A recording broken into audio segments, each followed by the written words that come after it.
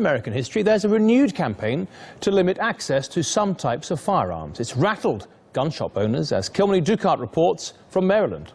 The AR-15 is one of America's most popular rifles, used recreationally by gun aficionados, but often associated with mass shootings.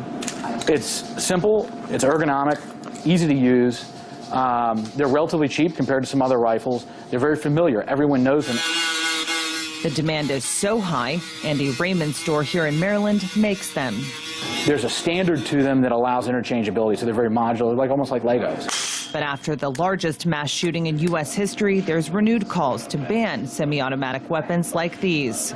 People are afraid that that kind of politics is going to step in and take away their Second Amendment right to bear arms.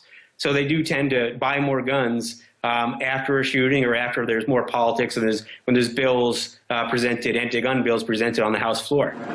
Firearms like these are flying off the shelves. There are more guns in circulation in the United States than the total population of 318 million Americans.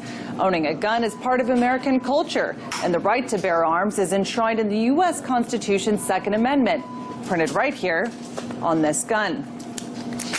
And that's why guns in America are big business. So far in 2016, gun and ammunition manufacturers raked in nearly $16 billion.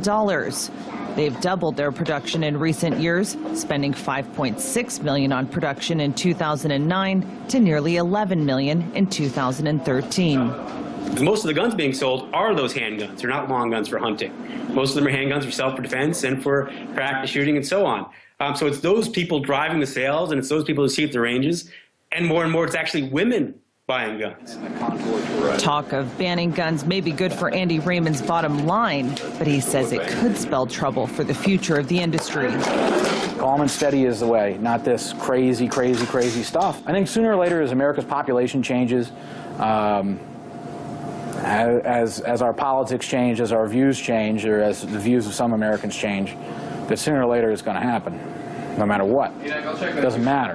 It doesn't matter if Trump wins. Doesn't matter. Sooner or later, you talk about 3-4 generations from now, this stuff will all be gone.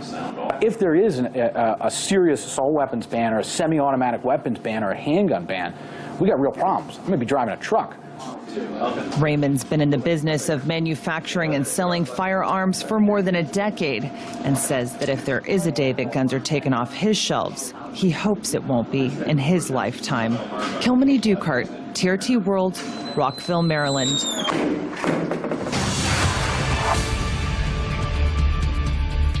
Well, let's look now at the rationale behind gun ownership in the United States. And we're joined by Craig Kapitas, who's in Paris for us. Craig, for our viewers around the world who don't really understand why Americans are so connected to their guns, take us through it.